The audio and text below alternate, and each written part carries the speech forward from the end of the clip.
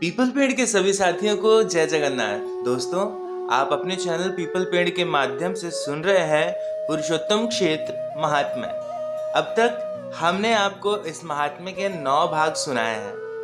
राजा इंद्रदुम्न नारद मुनि और अपनी पूरी प्रजा के साथ अवंती छोड़कर नीलांचल की ओर निकल पड़े हैं।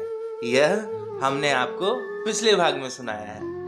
लेकिन जैसे ही राजा इंद्रदुम्न नीलांचल पहुंचते हैं तो वहां उनके पधारने की खबर नीलांचल नरेश को मिलती है। तब नीलांचल नरेश राजा इंद्रदुम्न से मिलने पहुंचते हैं और उन्हें वहां की दशा बताते हैं। वह कहते हैं कि नीलांचल प्रदेश में भयंकर प्रलय आया है और भगवान नील माधव वहां से अदृश्य हो गए हैं। नीलांचल नरेश की बातों को सुनकर राजा इंद्रदुम्न चिंतित हो जाते हैं। कथा में अब आगे क्या होता है यह जानने के लिए चलिए बढ़ते हैं कथा की ओर। लेकिन उससे पहले आपसे निवेदन है कि अगर आप इस चैनल पर नए हैं तो चैनल को सब्सक्राइब कर लें। और हाँ, अगर आपने पुरुषोत्तम क्षेत्र महात्म्य के पुराने भागों को नहीं सुना तो उनके लिंक डिस्क्रिप्शन बॉक्स में दिए गए हैं। नीलांचल नरेश की बातों को सुनकर राजा इंद्रदुम्न चिंतित हो जाते हैं। वे नारद मुनि से पूछते हैं, हे प्रभु, क्या हमें नील माधव के दर्शन नहीं होंगे? क्या बिना नील माधव के दर्शन के ही हम यहाँ से लौट जाएंगे? तब नारद मुनि कहते हैं, हे राजन, आप परेशान मत होइए। भक्त की दशा भगवान से बेहतर कोई नहीं समझता है। अगर भक्त सच्चे मन से भगवान की आराधना करे तो उसे नील माधव भगवान जरूर दर्शन देते हैं। अगली सुबह यात्रा आरंभ करने के कुछ समय पश्चात सबको दूर से आती घंटियों और शंख की आवाजें सुनाई देने लगी। यह सोचकर कि वे अंततः पुरुषोत्तम क्षेत्र पहुंच गए हैं और ये आवाजें भगवान नील माधव की पूजा अर्चना की है। महाराज इंद्रदुम्न ने पूछा, हे नारद जी, क्या यही पूर्ण पुरुषोत्तम भगवान का दिव्य स्थान है? नारद जी बोले, नहीं, पुरुषोत्तम क्षेत्र अब भी यहाँ से कई योजन दूर है। अभी हम लोग उमापति भगवान शिव के निवास पर पहुंचे हैं। उन्होंने युद्ध के दौरान यहाँ शरण ली थी। राजा ने चकित होकर पूछा, भगवान शिव भला किससे डर सकते हैं? मैं तो सोचता था कि वे सर्वशक्तिमान हैं। नारद जी ने कहा, बहुत समय पहले की बात है। भगवान शिव का विवाह सती नामक एक सुंदर कन्या से हुआ था जो दक्ष प्रजापति की पुत्री थी। भगवान शिव तपस्या करने के कारण अक्सर एकांत में रहते थे। वे सांसारिक जीवन का ध्यान नहीं रखते थे, इसीलिए उनके ससुराल वाले उन्हें भिखारी कहकर अपमानित किया करते थे। इसका प्रतिकार करने और अपने माता पिता द्वारा अपमानित अनुभव करने वाली सती को प्रसन्न करने के लिए भगवान शिव ने गंगा नदी के तट पर काशी नामक एक प्रसिद्ध नगरी, जिसे आज वाराणसी के नाम से जाना जाता है, निर्मित किया। यहाँ अनेक राजसी भवनों का निर्माण किया गया और भवसागर से मुक्ति के इच्छुक भक्तगण यहाँ निवास हेतु आने लगे। भगवान शिव और सती ने अनेक वर्षों तक यहाँ निवास किया। कुछ समय बाद द्वापर युग में काशी में पौंड्रक नामक एक राजा हुआ जो मूर्खतावश मानता था कि वह भगवान वासुदेव का अवतार है। इस निर्बुद्धि राजा ने भगवान कृष्ण को युद्ध की चुनौती दे डाली, परंतु अंततः वह मारा गया। युद्ध में भगवान कृष्ण ने काशी के राजा का भी वध कर दिया क्योंकि उसने पौंड्रिक का साथ दिया था। भगवान कृष्ण ने काशी के राजा का सिर काशी नगर में इस प्रकार फेंका जिससे उसके संबंधी एवं परिजन उसे देख सकें। भगवान ने यह कार्य इतनी सहजता से किया जैसे एक बवंडर कमल की पंखुड़ियों को इधर उधर बिखेर देता है। भगवान कृष्ण ने युद्ध के मैदान में पौंड्रक और उसके मित्र काशीराज का वध कर दिया और फिर अपनी राजधानी द्वारका को लौट गए। जब काशी में राजा का सिर नगर द्वार से लुढ़कता हुआ अंदर आया तो लोग एकत्रित हो गए और इसे देखकर चकित रह गए। पहले तो वे समझ ही नहीं पाए कि यह क्या है, परंतु कर्णकुंडल देखकर वे समझ गए कि यह किसी का सिर है। वे अटकलें लगाने लगे कि यह किसका सिर हो सकता है। कुछ लोगों को लगा कि वह श्री कृष्ण का सिर है क्योंकि श्री कृष्ण ही काशीराज के शत्रु थे।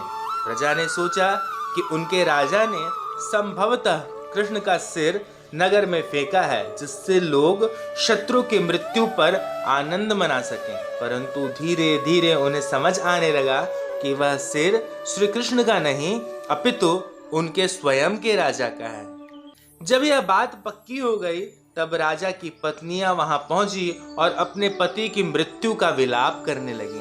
वे चीखने लगी, हे नाथ, आपकी मृत्यु हो जाने पर हम सभी मृत प्राय हो गई हैं। काशी के राजा का सुदक्षिण नाम का एक पुत्र था।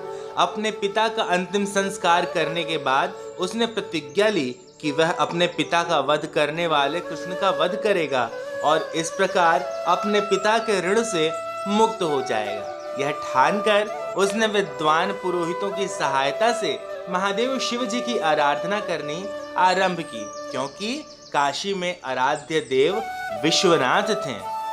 नारद जी आगे कहते हैं कि सुदक्षिण की आराधना से भगवान शिव प्रसन्न हुए और अपने भक्त को वरदान देने के लिए तैयार हो गए। चूंकि सुदक्षिण भगवान कृष्ण का वध करना चाहता था, इसलिए उसने इस कार्य की पूर्ति के लिए शिव जी से कुछ विशेष शक्तियां प्रदान करने की प्रार्थना की। भगवान शिव ने सुदक्षिण को सलाह दी कि वह अपने शत्रु का विनाश करने के लिए सामर्थ्य ब्राह्मणों की सहायता से एक विशेष अनुष्ठान संपन्न करे। इस अनुष्ठान का वर्णन तंत्र शास्त्रों में किया गया है। भगवान शिव ने सुदक्षिण को बताया कि यदि इस काले अनुष्ठानिक कर्मों को उचित रीति से किया जाए तो दक्षिणाग्नि नामक एक असुर प्रकट होगा, जो उसके किसी भी आदेश को पूरा करेगा, परंतु किसी भी सुयोग्य ब्राह्मण का वध नहीं करेगा। शिवजी ने वचन दिया कि जब दक्षिणाग्नि को भेजा जाएगा तो स्वयं अनेक सहचर भूत प्रेत उसके साथ जाएंगे और इस तरह सुदक्षिण के शत्रु का संहार हो जाएगा। भगवान शिव से इस प्रकार का प्रोत्साहन मिलने पर सुदक्षिण को पूरा विश्वास हो गया कि वह कृष्ण का वध कर सकता है। पुरोहितों की सहायता से उसने काले तंत्र के मंत्रोच्चार का कार्य आरंभ कर दिया। परिणाम स्वरूप अग्नि से एक विशाल दैत्य प्रकट हुआ, जिसका सिर, दाढ़ी और मूछ पिघले हुए तांबे के रंग के थे। वह राक्षस विशालकाय और बहुत ही भयानक था। उसकी आंख की कोटरों से चिंगारियां फूट रही थीं और जब उसने अपनी भवों को हिलाना शुरू किया तो वह और भी अधिक भयानक लगने लगा। उसके दांत बहुत ही लंबे और नुकीले थे। वह अपनी लंबी जीभ निकालकर अपने होठों के ऊपर नीचे चाट रहा था। वह पूर्णतया नग्न था और अपने हाथ में त्रिशूल लिए हुए था, जो आग की तरह चमचमा रहा था। जब वह अपने हाथ में थामे त्रिशूल का सहारा लेकर खड़ा था तो सुदक्षिण ने उसे भगवान शिव के भूत प्रेतों के साथ द्वारका जाकर कृष्ण का वध करने का आदेश दे दिया। ऐसा जान पड़ता था कि वह दैत्य संपूर्ण विश्व को जलाकर राख कर देगा। उसके चलने से धरती कांपती थी। जब उसने द्वारका में पैर रखा तो वहां के निवासी ठीक वैसे ही भयाक्रांत हो उठे जैसे जंगल में भयानक दावानल उठने पर जीव जंतु भयभीत हो जाते हैं। श्री कृष्ण उस समय अपनी राजसी दरबार में चौपड़ खेल रहे थे। भय से व्याकुल प्रजा उनके पास पहुंची और उन्हें संबोधित कर कहने लगी, हे तीनों लोकों के स्वामी, हे भगवान, एक भयानक राक्षस पूरी द्वारका नगरी को जलाकर राख कर देने को तत्पर हो रहा है। कृपा करके हमारी रक्षा करें। जब भगवान कृष्ण ने देखा कि उनकी प्रजा भयानक राक्षस की उपस्थिति से अत्यधिक भयभीत हो उठी है तो वे मुस्कुराए और आश्वासन दिया, चिंता न करो, मैं तुम सबकी रक्षा करूंगा। पूर्ण पुरुषोत्तम भगवान कृष्ण सर्वज्ञ और सर्वव्यापी हैं, इसलिए वे यह जान गए कि यह भयानक राक्षस भगवान शिव की रचना है। उसे परास्त करने के लिए उन्होंने अपना सुदर्शन चक्र लिया और उसे आदेश दिया कि वह उस दुष्ट का वध कर दे। सुदर्शन चक्र करोड़ों सूर्यों के तेज के साथ प्रकट हुआ। अपने तेज से सुदर्शन चक्र ने संपूर्ण ब्रह्मांड को चकाचौंध कर दिया। इसके बाद सुदर्शन चक्र ने भयानक राक्षस को आगे नहीं बढ़ने पर बाध्य कर दिया और उस राक्षस को वहीं रुकना पड़ा। द्वारका को जलाकर राख करने में असफल रहा वह भयानक दैत्य दक्षिणाग्नि वाराणसी को वापस लौट गया। चूंकि वह अपने उद्देश्य को पूरा किए बिना ही वापस लौट रहा था, इसीलिए राक्षस की भयानक क्रोधाग्नि से सुदक्षिण तथा अन्य सब जलकर राख हो गए। तंत्र शास्त्र के अनुसार यदि कोई मंत्र दुश्मन का वध करने में असफल रहता है तो वह मंत्र उसी व्यक्ति को नष्ट कर देता है जिसने उसका आह्वान किया था, क्योंकि उसे किसी न किसी का वध तो करना ही होता है। सुदक्षिण के निर्देश पर उन पुरोहितों ने मंत्रों द्वारा उस दैत्य का आवाहन किया था, इसीलिए वे सब भस्मीभूत हो गए। असुर इसी प्रकार के होते हैं, वे भगवान का वध करने के लिए किसी वस्तु की रचना करते हैं, परंतु वे स्वयं अपने अस्त्र से मारे जाते हैं।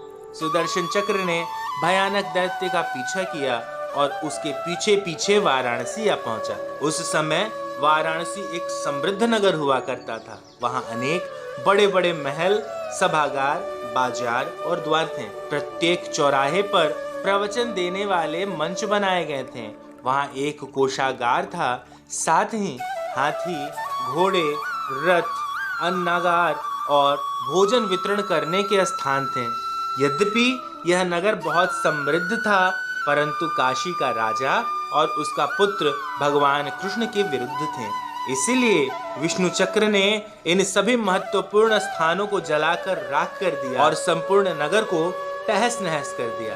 अंत में अपना कर्तव्य पूरा करके सुदर्शन चक्र द्वारका में भगवान कृष्ण के पास वापस लौट आया। नारद जी ने अपनी बात समाप्त करते हुए कहा, इस भयानक घटना के बाद भगवान शिव विनम्रता पूर्वक भगवान कृष्ण के पास गए और क्षमा याचना कहते हुए श्रद्धा पूर्वक उनकी स्तुति करने लगे। श्री कृष्ण ने शिव जी की प्रार्थना को स्वीकार करते हुए कहा, हे शंभु, आपके पश्चाताप और समर्पण की भावना से मैं प्रसन्न हुआ। आपने युद्ध में असाधारण शौर्य का परिचय दिया। अब यदि आप अपनी संगिनी के साथ किसी स्थान पर रहना चाहते हैं तो मेरी सलाह माने। समुद्र तट के पास एक अत्यंत पवित्र तीर्थ स्थल है जिसका नाम मेरे नाम पर पुरुषोत्तम क्षेत्र है। इस क्षेत्र में नीलांचल पर्वत है। इस स्थान के उत्तर में प्रसिद्ध एकाम्र वन है। दोस्तों, इस एकाम्र वन को आज के समय में भुवनेश्वर कहा जाता है। श्री कृष्ण भगवान शिव से कहते हैं, हे त्रिपुरारी, इस सुंदर स्थान पर जाएं और पार्वती देवी के साथ निर्भय होकर वहां वास करें। जिसके बाद से भगवान शिव वहां आकर रहने लगे। तो दोस्तों, यहाँ समाप्त होता है पुरुषोत्तम महाक्षेत्र महात्म्य का 10वां भाग। कथा आपको कैसी लग रही है, इसके बारे में आप हमें कमेंट बॉक्स में बताएं। यदि आप हमसे कोई अन्य कथा सुनना चाहते हैं तो उसके बारे में भी हमें बताएं। इस कथा को अपने दोस्तों परिवार के साथ साझा जरूर करें। अगर आपको हमारा यह प्रयास अच्छा लग रहा हो और आप इसमें किसी भी तरीके से अपनी भागीदारी दिखाना चाहते हो तो स्क्रीन पर दिए गए नंबर पर अपनी आर्थिक सहायता हमें भेज सकते हैं। अगले वीडियो तक के लिए हमारे सभी साथियों को जय जगन्नाथ।